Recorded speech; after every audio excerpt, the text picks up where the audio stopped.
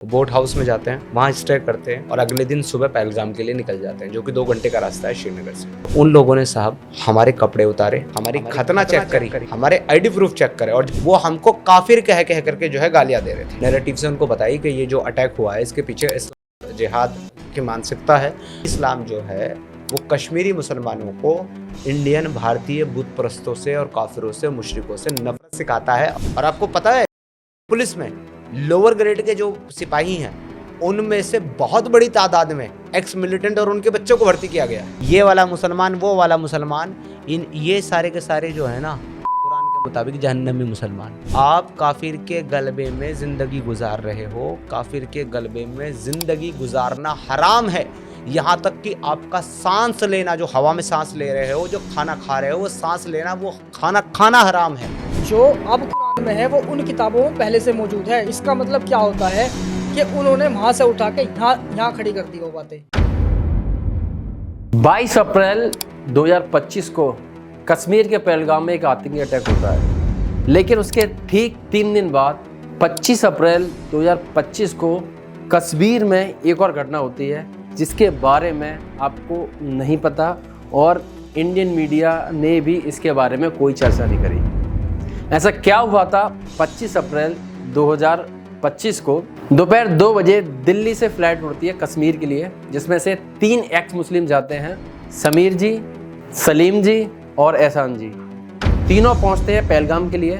वो ट्राई करते हैं पहलगाम में जाने का, लेकिन सिक्योरिटी पर्पज़ की वजह से वो पहलगाम के जो ग्राउंड था जहाँ जो वारदात हुई थी वहाँ पहुँच नहीं पाते। फिर वो प्लान करते हैं लाल चौक जाने का। लाल चौक पर जाते हैं, वहाँ जाकर एक प्रोटेस्ट करते हैं अपने लेवल पर कि जो 22 अप्रैल को जो घटना हुई थी वो एक आतंकवादी घटना बताया जा रहा था, लेकिन वो एक आतंकवादी घटना नहीं थी, वो एक प्री प्लान्ड इस्लामिक जिहाद की घटना थी। तो ये पूरा जो सिनेरियो, ये पूरी घटना थी, उनके चश्मदीद मेरे सामने बैठे हैं, समीर जी, एहसान जी और सलीम जी, जो भी आने पाए, बिजी थे। ऐसा क्या हुआ था उस रात को और ऐसा क्या आप सोच के गए थे कि आपको वहाँ जाके क्या प्रोटेस्ट करना है? अगर आप पहलगाम तक पहुँच भी पाते तो वहाँ जाकर आप क्या करते? ये पूरी जानकारी मैं आपसे लूँगा और साथ ही साथ इस जानकारी के बाद मैं आपसे ये भी डिस्कस करूँगा कि आपकी कितनी इस्लामिक प्रैक्टिस रही है और आपने ऐसा क्या पढ़ा और ऐसा क्या आपके ऑब्जेक्शन आए कि आपने इस्लाम छोड़ा या फिर आप इस्लामिक प्रैक्टिस से दूर हो गए।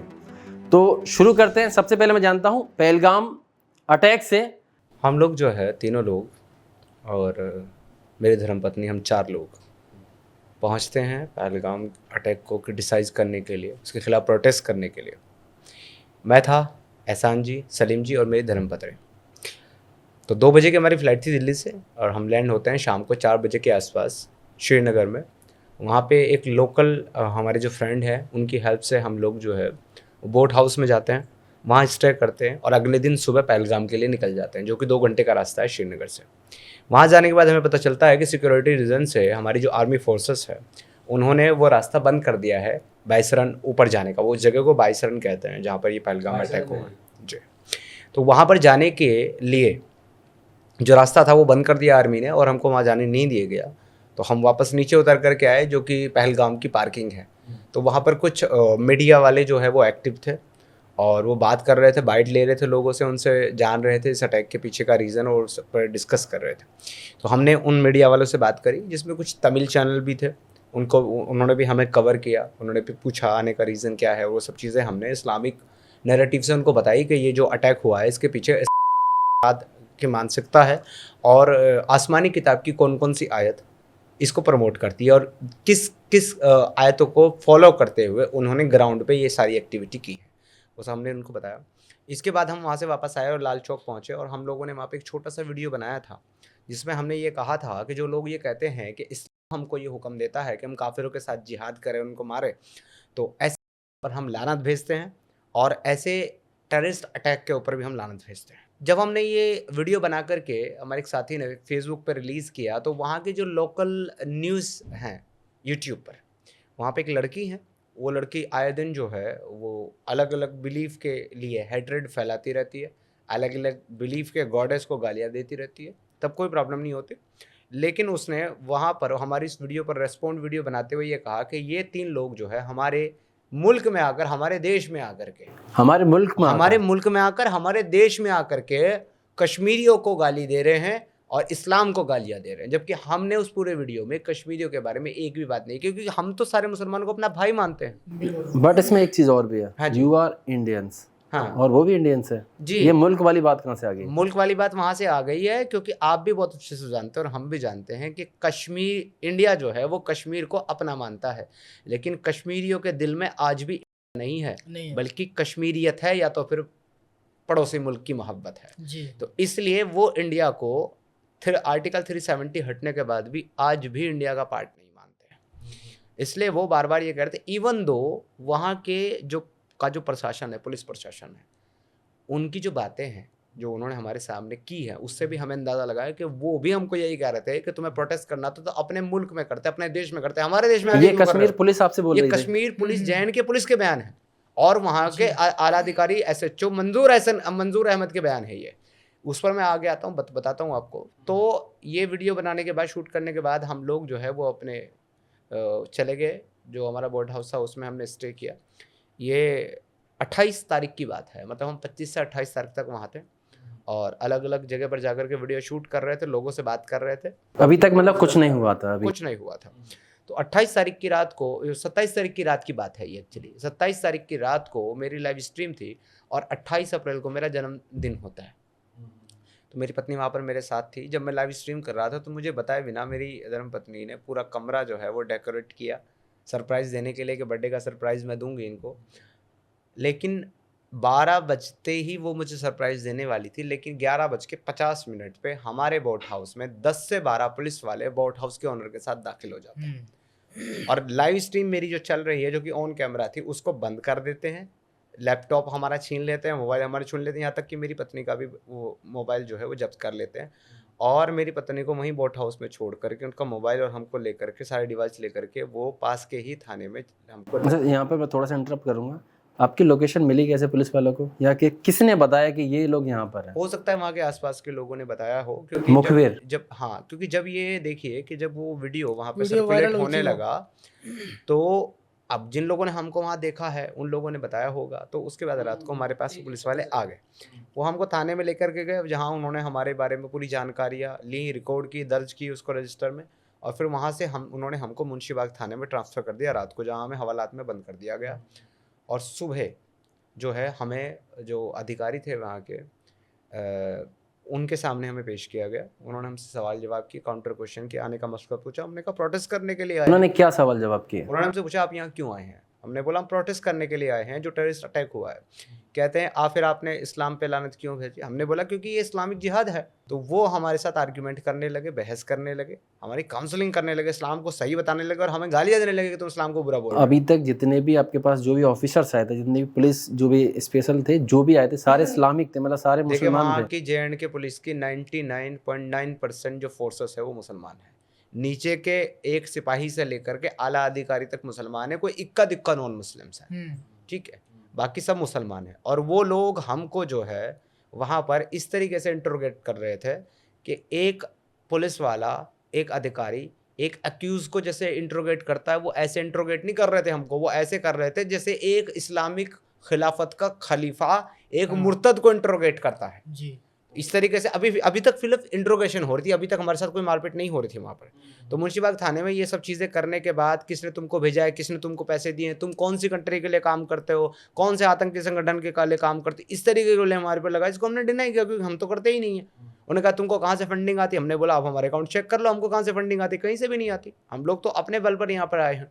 उसके बाद में उन्होंने वहाँ से हमको शिफ्ट कर दिया मुंशी रामबाग थाने से लाल कोठी थाने में, जहाँ के SI जो है मंजूर अहमद वहाँ पर आए थे। और आते ही उन्होंने कहा, मतलब वो भी मुसलमान थे?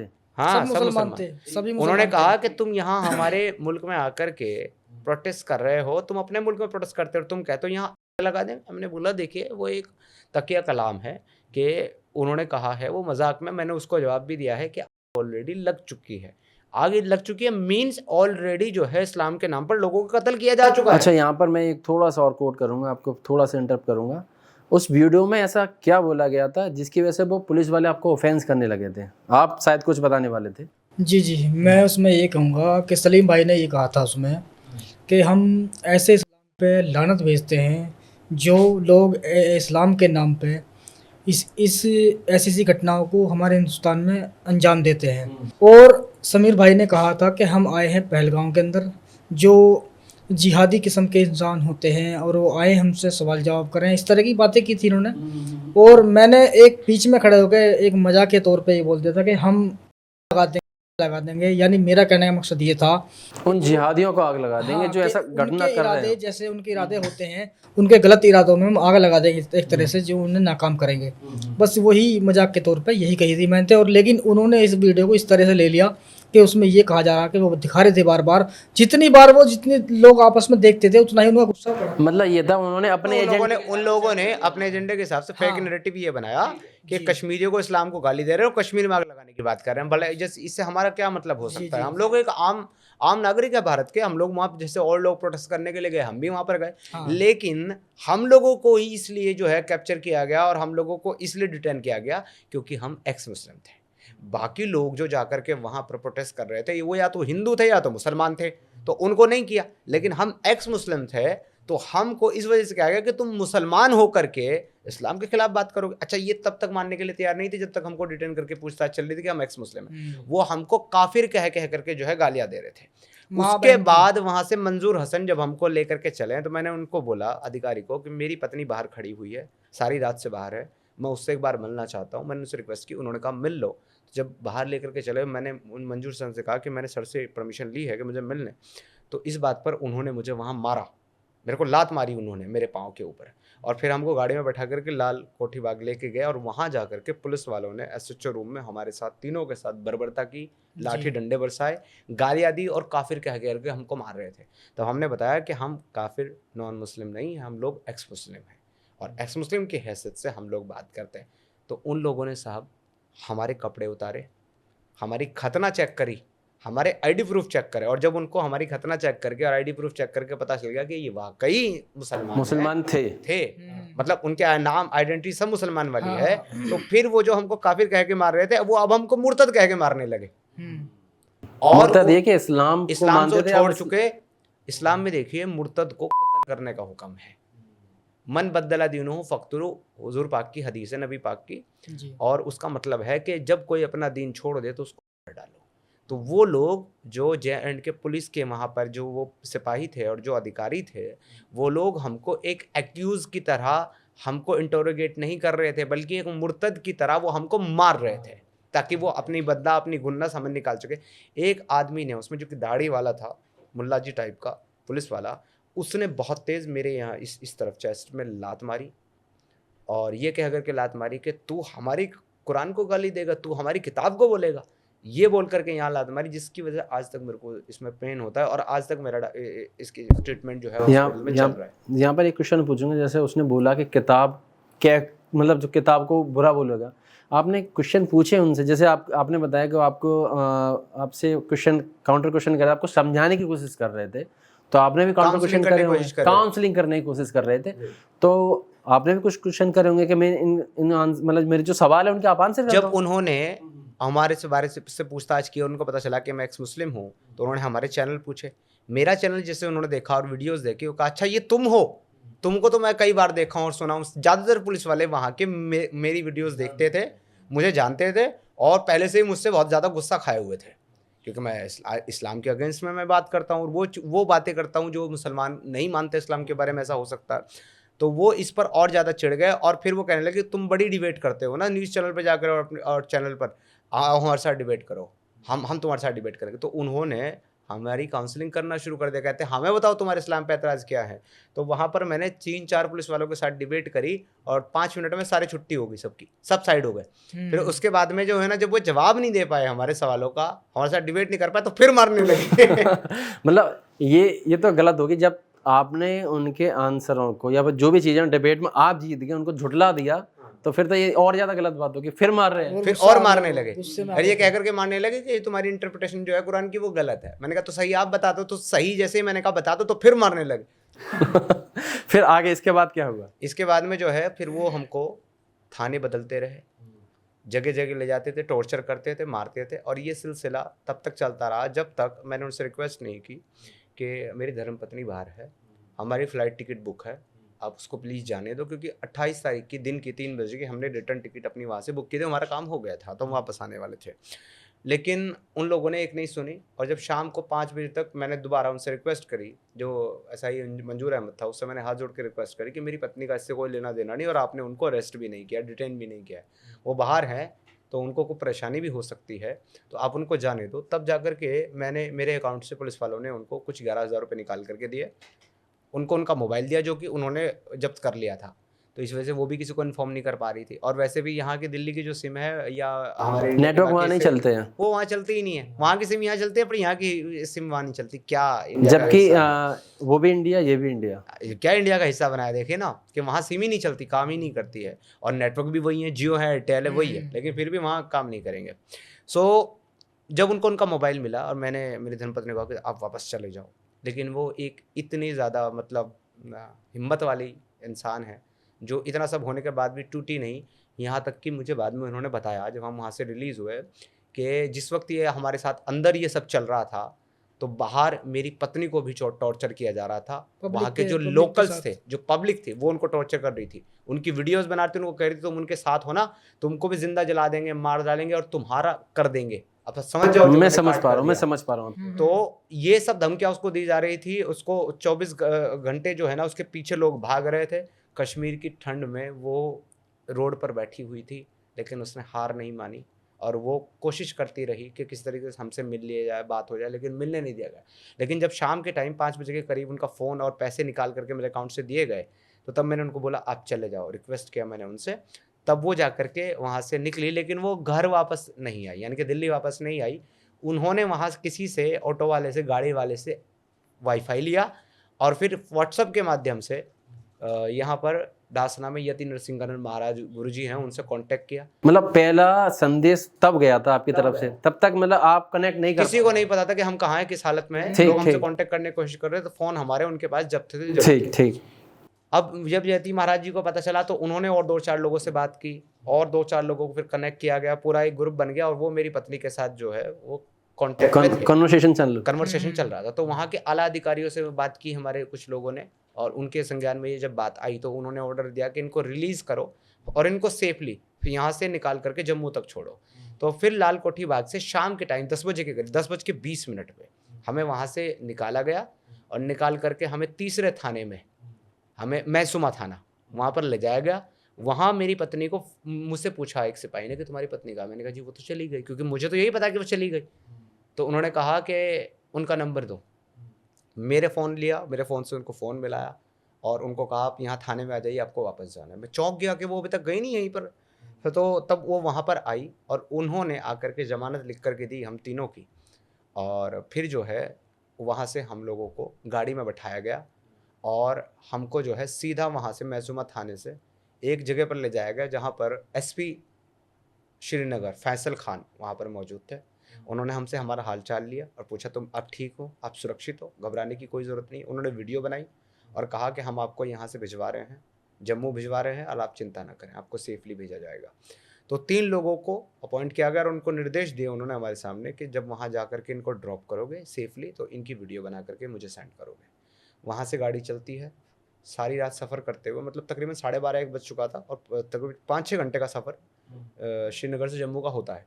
तो सुबह ठीक 8 बजे गाड़ी जो है पुलिस की आकर के जम्मू रोडवेज़ पे रुकती है और वहाँ वो हमको छोड़ते हैं, वीडियो बनाते हैं और पूछते हैं आप सही सलामत है? ठीक है। तो हमें रास्ते में ये पता चलता है जब वो तीनों पुलिस वाले आपस में एक दूसरे के साथ बातचीत कर रहे थे, एक ड्राइवर 2 पुलिस वाले और, तो तब हमें पता चलता है कि ये तीनों पुलिस वाले एक दूसरे को नहीं जानते, एक दूसरे से पहली बार मिल रहे हैं, एक दूसरे से अपना परिचय करा रहे हैं और ये तीनों के तीनों पुलिस वाले हिंदू हैं, नॉन मुस्लिम। तो तब हमें ये पता चलता है उन्हीं पुलिस वालों से कि आपको यहाँ से भेजे जाने के लिए किसी मुसलमान अधिकारी पर या पुलिस वाले पर भरोसा नहीं किया जा सकता था, इसलिए हम तीनों को अलग अलग स्टेशन से बुलाया गया क्योंकि हम नॉन मुस्लिम हैं, ताकि आपको सेफली हम जम्मू तक भेजें। तो आप समझ सकते हैं इससे कि वहाँ के आला अधिकारी को भी ये खतरा था कि अगर मुस्लिम पुलिस वाले इनको लेकर के जाएंगे तो रास्ते में इनका फेक एनकाउंटर में मार भी सकते हैं। हाँ मतलब यहाँ पर उन्होंने ये सोचा कि हिंदू को बेचते हैं ताकि वो इनके माइंड सेट में ऐसा ना आए, सेफली इनको छोड़ दें। फिर वहाँ से हमने जम्मू से फ्लाइट ली और हम दिल्ली पहुँचे। तो ये हमारे वापसी आने तक का प्रकरण है। लेकिन हमें गाड़ी में बैठ करके ये पता चला कि उन्होंने मेरा एक्स मुस्लिम समीर 2.5 लाख सब्सक्राइबर वाला, सलीम साहब का, सलीम वास्तिक 42-45 हज़ार सब्सक्राइबर वाला, और भाई का भी तकरीबन 10-12 हज़ार सब्सक्राइबर वाला जो यूट्यूब चैनल था, वो उन लोगों ने हमसे पासवर्ड और एक्सेस लेकर के डिलीट कर दिया था डिक्टेटोरियल तरीके से, जिसके उनको बिल्कुल अधिकार नहीं थे। और हमारे साथ मारपीट जो की है वो अलग, जो ये सब किया है। तो ये सब चीज़ें हुई हैं और इसके बारे में फिर हमने अलग अलग लोगों से बात की, मीडिया से बात की, इसके बारे में हमने बताया। और हमने जो है एज अ लॉयर नाज़िया इलाही खान जी को अपॉइंट किया और उन्होंने एक PIL जो है LG को यहाँ से भेजी, पूरी डिटेल्स उसमें भेजी गई। उन्होंने कुछ कुरानी आयतें भी कोट करी कि इस मुस्लिम ने जो बातें वहाँ पर कही है कि इस्लामिक जिहाद है ये, तो इसमें क्या गलत कहा है, कुरान के अंदर ऐसी आयतें हैं और ये सिर्फ ट्रेलर है, पूरी पिक्चर मैं कोर्ट में दिखाऊंगी आपको। हाँ तो ये बातें नाज़िया इलाही खान जी ने भी कही एक TV चैनल को इंटरव्यू देते हुए, हम भी जिसमें मौजूद थे। ये पूरा प्रकरण है। लेकिन इसमें एक चीज़ तो क्लियर हो जाती है कि भारत जो है वो कश्मीर को अपना अभिन्न अंग मानता है और कश्मीर जो है भारत में आता है, यानी कि भारत के दिल में कश्मीर है। लेकिन साहब कश्मीर के दिल में और कश्मीरियों के दिल में नहीं है। उसके पीछे रीजन इस्लामिक जिहाद, पाकिस्तान के बनने का रीज़न क्या था? वैसे तो कई सारे क्वेश्चन निकलता है आपकी पूरे स्टोरी पे, लेकिन आप पाकिस्तान की बात कर रहे हैं तो थोड़ा सा मैं कोट कर देता हूँ। जब ये देश जब आज़ाद हुआ था ना, उसी की वजह से, मतलब जो जिन्ना था उन्हीं की वजह से ही पाकिस्तान अलग हुआ, ठीक है। और 18 उस टाइम जितने भी इंडिया, ये जो थियरी है ना जिन्ना वाली, देखिए इसको साइड रखते हैं, ये बहुत डीप थियरी है। हाँ डीप जिन्ना को ठीक है आप कल्प्रिट मान सकते हैं, लेकिन मैं जो है ना एक्चुअली जिन्ना को उतना बड़ा कल्प्रिट नहीं मानता, क्योंकि ना तो वो उस लेवल का मुसलमान था और ना ही वो उस लेवल का जो है ना जिहादी था। वो तो एक बैरिस्टर था, लंदन में पढ़ के आया था, वो तो बहुत सेक्युलर टाइप का आदमी था। उसको तो एक टूल की तरह इस्तेमाल किया गया है, एक टूल की तरह उसको यूज़ किया गया है अलग स्टेट बनाने के लिए। और अलग स्टेट बनाने का नारा क्या था? हम मुसलमान हैं, हमारा मज़हब इस्लाम है और हम काफिरों के साथ और बुत परस्तों के साथ नहीं रह सकते, इसलिए हमको अलग स्टेट चाहिए। तो क्या था इस्लाम?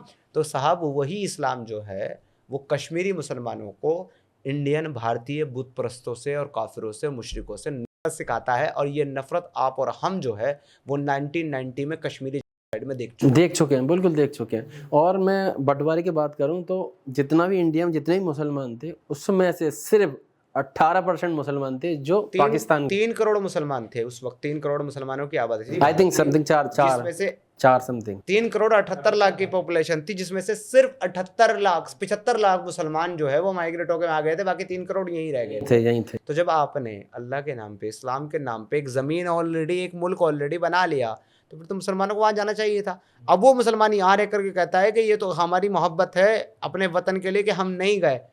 किस लिए नहीं गए? 3 करोड़ की तादाद को 25 करोड़ करके इस्लामिक शरह मांगने के लिए। 2047 में भारत को इस्लामिक राष्ट्र बनाएंगे, हमारा प्रधानमंत्री होगा, ये नारे लगाने के लिए, पाकिस्तान जिंदाबाद लगाने के लिए, भारत तेरे टुकड़े होंगे इंशाल्लाह इंशाल्लाह, ये नारे लगाने के लिए रुके थे आप लोग। अब देखिए ना, बात जो है जब स्टेटमेंट की आप करोगे तो फिर बात आप जो है ना रियलिटी की भी कराओगे, ग्राउंड पे क्या है। ये भी है। अच्छा, अब मुझे इसमें मैं फिर से उसी केस पे आ जाता हूँ वापस, थोड़ा सा रह गया।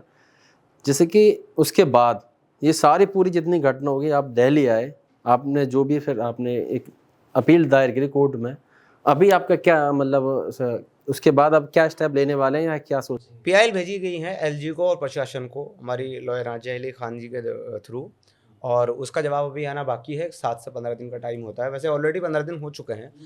अब तक जवाब आ जाना चाहिए। अगर नहीं आएगा जवाब या कोऑपरेशन नहीं मिलेगा हमें इसमें, तो फिर आगे का हमारा प्लान ये है कि हम लेह लद्दाख हाई कोर्ट में जाएंगे और वहाँ पर PIL हम डालेंगे और हम लोग बिल्कुल डेफिनेटली इस लड़ाई को आगे तक लड़ेंगे। और मैं एक चीज़ और बता दूं यहाँ पर कि हम लोग जो है भारत के अंदर 1 करोड़ से ज़्यादा, 1 करोड़ 25 लाख के आसपास एक्स मुस्लिम भारत के अंदर मौजूद है। आप बहुत बड़ा नंबर बता रहे हैं, 1 करोड़ 25 लाख। ये मैं ऐसे हवाई बातें नहीं कर रहा हूँ, ये प्यू रिसर्च की रिपोर्ट का डाटा है।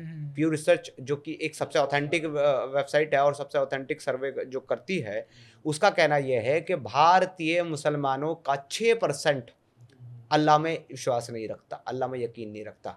तो अब आप ये देखें, अगर भारत में मुसलमान 25 करोड़ है तो उसका 6% 1 करोड़ 25 लाख बनता है। आप जो बता रहे थे कि 1.25 करोड़ ऐसे हैं जो एक्स मुस्लिम है इस टाइम पे इंडिया में। क्या एक बात बताइए कि जो भारत के अंदर 1 करोड़ 25 लाख एक्स मुस्लिम है, क्या वो भारतीय नागरिक नहीं है? बिल्कुल, पूरे इंडियन है। बिल्कुल। क्या हमारे वो मौलिक अधिकार नहीं है जो एक आम भारतीय के होते हैं? क्या हमें अपने देश में जीने का अधिकार नहीं है? संविधान सबके लिए बराबर है। Freedom of speech, freedom of expression क्या हमारे पास नहीं है? अगर एक बिलीव को, एक मज़हब को हम छोड़ चुके हैं और उसको हम सही नहीं समझ रहे हैं, तो उसकी सच्चाई लोगों के सामने रखना और ये ओपनली कहना कि भाई हम इस बिलीव को नहीं मानते, ये हमारी इच्छा है, क्या ये हमारा अधिकार नहीं है? पूरा अधिकार है। ये हमारे कॉन्स्टिट्यूशन अधिकार का अगर हनन हो रहा है और कोई आम पब्लिक नहीं कर रही बल्कि प्रशासन ही कर रहा है, पुलिस प्रशासन कर रहा है, तो भाई फिर हम लोग कहाँ जाएंगे? ये तो हम लोगों के सर्वाइवल पे एक सवाल या निशान खड़ा हो जाएगा। अब यहाँ पर एक और बात आती है, जैसे कि आपने बोला पुलिस प्रशासन, वो पुलिस प्रशासन के साथ वो एक इस्लामिक पर्सन भी थे। आपने ये कोट करना भूल गए उसमें, क्योंकि आपके साथ जो जाती हुई वो सिर्फ पुलिस वालों ने नहीं करी जी, वो उसमें इस्लामिक सोच वाले कट्टरपंथी थे, उसने वो उन वर्दी के अंदर वो लोग भी थे। सिर्फ इस्लामिक ही नहीं थे। एक और चीज़ मैं आपको बताता हूँ, आप सर्च कीजिए इंटरनेट पर, आपको पता चलेगा जो कश्मीर के एक्स मिलिटेंट थे और एक्स मिलिटेंट के बच्चे हैं, उनको मेन स्ट्रीम में लाने के लिए, उनको ये एहसास कराने के लिए कि आप लोग हमारे लोग हो, ये मुल्क आपका भी है, उन लोगों को अलग अलग सरकारी महकमों में जॉब ऑफर किया गया है, जिसमें से एक महकमा JNK पुलिस भी है। और आपको पता है JNK पुलिस में लोअर ग्रेड के जो सिपाही हैं उनमें से बहुत बड़ी तादाद में एक्स मिलिटेंट और उनके बच्चों को भर्ती किया गया है। अब आप सोचिए, वो एक्स मिलिटेंट जो इस्लाम के नाम पर अपनी जान देने को और लेने को तैयार रहते हैं, अगर वो पुलिस की वर्दी पहन करके हम जैसे लोगों को ट्रीट करेंगे तो फिर कैसे करेंगे? तो बहुत बहुत शुक्रिया आपका, आप आए, समय दिया, काफी कुछ आपने डिस्कस किया। और सबसे बड़ी बात ये है, मैं लास्ट में ये कंक्लूड करना चाहूँगा, लोग शायद ये वीडियो देखकर, आप जो YouTube चैनल है आपके ऊपर ये कोट करते हैं, मैंने कमेंट पढ़े हैं, उसमें ये बोलते हैं कि पैसा कमाने का एजेंडा है। इतनी हिम्मत किसी में रखना है, जाके लाल चौक पे जाके प्रोटेस्ट करना और 24 हवालदारात में आके बंद करना, मार खाना, ये पैसे के लिए नहीं हो सकता। ये कोई एम ही होगा, कोई जुनून ही होगा, तभी इतना होगा। इसका छोटा सा एक मैं जवाब ये देना चाहता हूँ कि मैं एक बहुत अच्छी एजुकेटेड, पढ़ी लिखी, करोड़पति फैमिली से बिलोंग करता हूँ। यहाँ छोड़ करके जब से आया हूँ, महीने के 20 या 25 हज़ार रुपये मेरे YouTube चैनल से मुझे मिलते थे, वो चैनल भी डिलीट हो गया। अभी भी काम कर रहा हूँ, अभी भी आपके सामने बैठा हूँ। तो अगर पैसे के लिए काम करना होता तो मेरे घर में मेरी CSC में डिस्ट्रिक्ट मैनेजर की बहुत अच्छी पोस्ट थी, 45,000 रुपये तनख्वाह मिलती थी, PF EF वगैरह सब कुछ कटता था। अपने बच्चे, अपना परिवार, अपने घर, अपने भाई बहन, अपने माँ बाप, अपनी बीवी को कोई अरबों रुपए की कीमत लेकर भी नहीं छोड़ेगा। कोई पैसे के लिए क्यों छोड़ेगा इन चीज़ों को, या परिवार में? नहीं, बिल्कुल ये चीज़ है, या मैं बता तो रहा हूँ, मैं उनको भी मैं जवाब देना चाहता हूँ। ये आप कैंपेन पूरा कर रहे हो, आप लोगों को बता रहे हो, इतने सारे लोगों को जोड़ रहे हो, जा रहे हो, अगर कुछ नेगेटिविटी हो रही है उसको झेल भी रहे हो, इवन अत्याचार बोल सकता हूँ, क्या बोल सकता हूँ, पूरा झेल रहे हो। तो ये सिर्फ नहीं, ये कुछ जुनून और कुछ कैंपेन, कुछ मानवता के लिए कुछ ना कुछ कर रहे हो, तो इसके लिए सबसे पहले उसके लिए बहुत बहुत शुक्रिया और आपको सैल्यूट है इस चीज़ के लिए। और आते रहिएगा और बहुत सारे डाउट हैं, बहुत सारी चीज़ आपसे साथ डिस्कस करते रहेंगे। Thank you so much. Okay ji.